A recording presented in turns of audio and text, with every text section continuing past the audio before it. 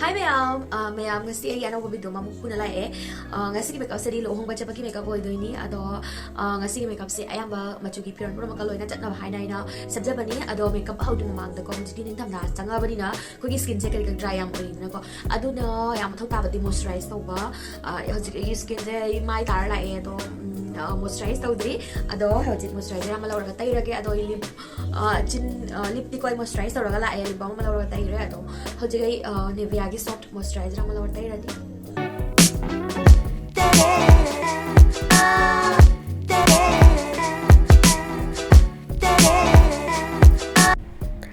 ai moisturizer tawrani ko ado de time da tawa makeup oragadi sunscreen ama lawraga moisturizer tai lawra matung da ko sunscreen ama lawraga tai biro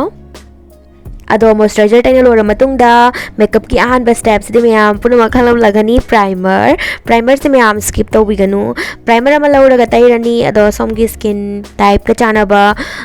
color primer ama lora ga tai biro ado sumaina ina hojik taiba sumaina khajitang press tawraga primer se taibiu na maru ina ko ikhoina oily oirak pa pham makeup yang na koklak pham do duda hena focus or taibiu hojik ai NYB gi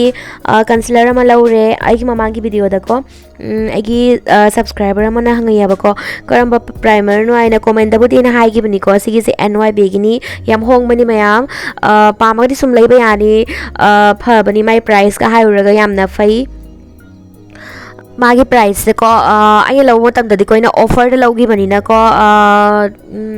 kyano amada 100 tang tara keno tana logi bani yam hong bani sigi se ado offer lak mo tam da lobiu ado cover ta lora matung da ai hujik foundation ama lore ai lore se Maybelline Fit Me gi foundation ni sigi se gi skin tone da khira light oya ba ko magi set se ado ina online da mangai gi bani na ko color se kara on lak pa da gi ni ba ko ado loi thok ta bari ya da bina ina sum tai re ado ina siga ko foundation siga illuminator ama mix tawre na lori do Swiss Beauty ki illuminator makeup base sigi se myam na fai am honga agi ahan badagi video yang birakpa oraga di khangbiram lagani sigi se ina khara seasoning ya bayam na ko dewy glowy makeup to rokmo tamda yam seasoning ado beauty blender ama lawraga dep tawraga loina blend tawrani beauty blender leito targa squide khutna sum blend to bi brush na khutna som gi mafam da leijaba any blender ama na sum blend to biro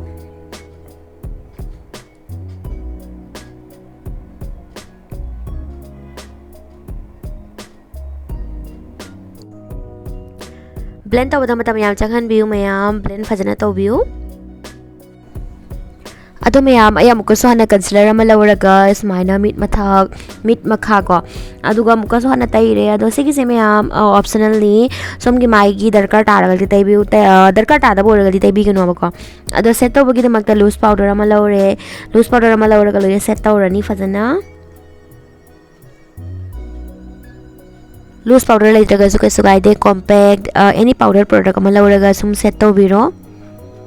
loose powder ado lawraga under eye da pack tawna thamiramani eye se do tharak tori ba do fall out oi basing do skin anap tan laitana ba hojik pisum ki damakta som gi chana ba color ama lawraga piro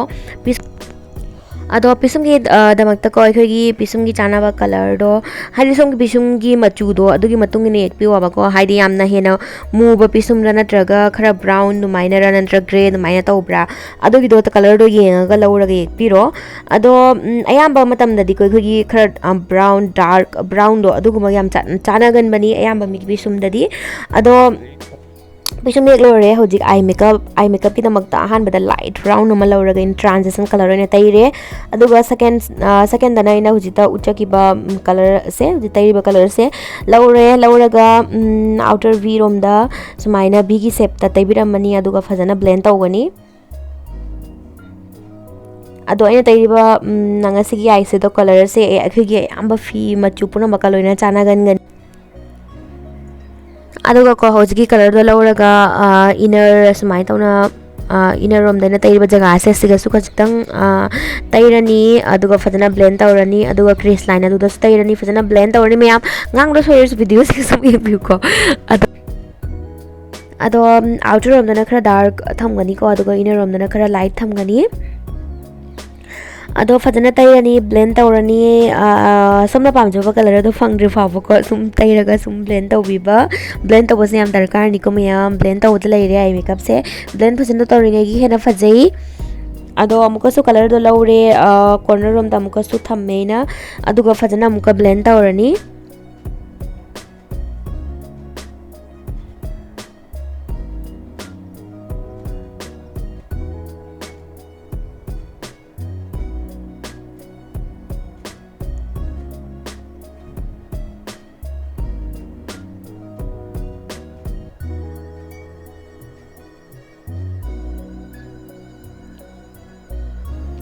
aduga clean brush ama laure ko lauraga smaina crease line gi kachitang mathak siga ko line ama lai se sigi se udana ba fajana blend tawgani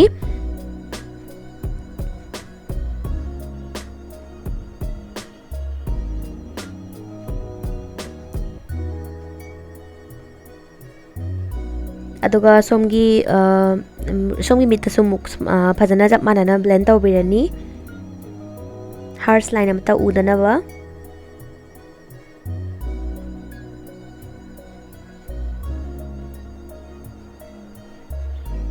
ado hojik aina utliba yam light hoiba color ani se answer laga ko smaina mid ki ina taiba jaga se sida eyelid asida khaji khaji smain taibiramani egi mid se hena mukhra phajana ba tara torauna una ba ngan thokna ba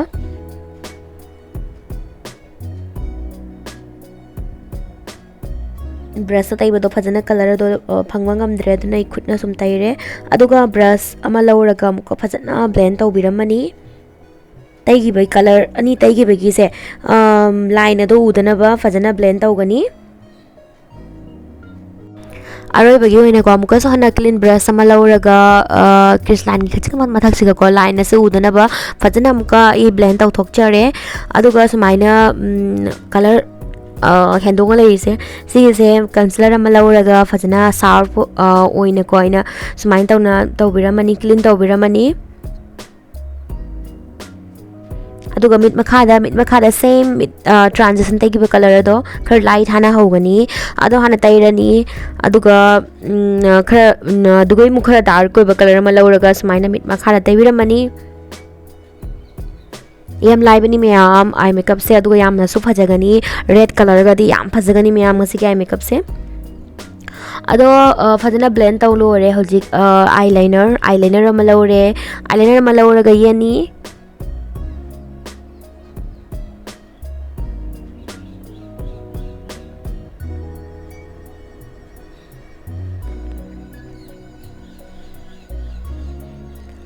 eyeliner ngalore ko hojik highlighter ama laure ga inner corner brow bone adudai highlighter hapani ai huzilor se mayam kajal white kajal se mayam si yek pasne gi mid se hena tra na uhan bako ado mayam white kajal yek pada sukra jana ganda bas leibani abako ado khara pakcha de haina khallaga di nude kajal gumba adugum do tebiu yam phajagani ado black terega su kisu kai de mi apam da leire ado sum khra dum look ado khra change sense oina sum ko mong sum kena pamaga diko sumaina mong khra sum odo ga de view ado contour face contour among tawrani contour to se amaru oi ko mayam natra ga de khoi gi mai se khra flat oraga phajade aduna mai gi shape ama structure ma bibina bagi damakta contour se amaru oire aduga blush muk taire blush to mathak duga highlighter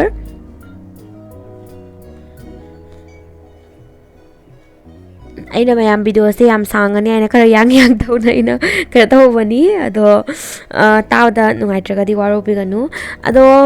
loire makeup se hojik lipstick ki damakta red color ado somgi chanana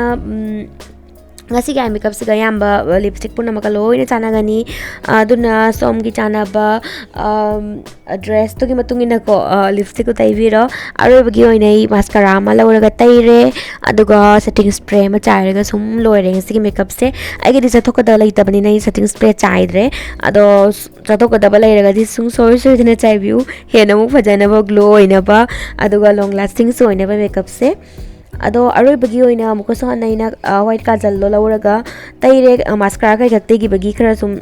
color ro mangdhagre abako aduna ina aroibagi oina amukaso hana white kajal do lawraga tairani aduga yi makeup se loire meyam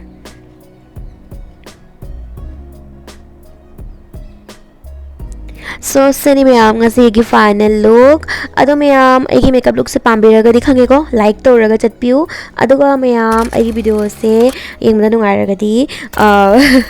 subscribe to biramo ado bulak por raga di mathang da somuka facha facha makeup look kya yengbagi namakta aduga meyam aigi video gi timing se ko ayuki pung mapan makhai ko 9:30 am da thangat pangam na bahot najarage aduga sapta amada video hum di thangat pangam na bahot najarage ko Monday Wednesday and Friday meyam su ngai biramo ado ngasi gi di chalage bye bye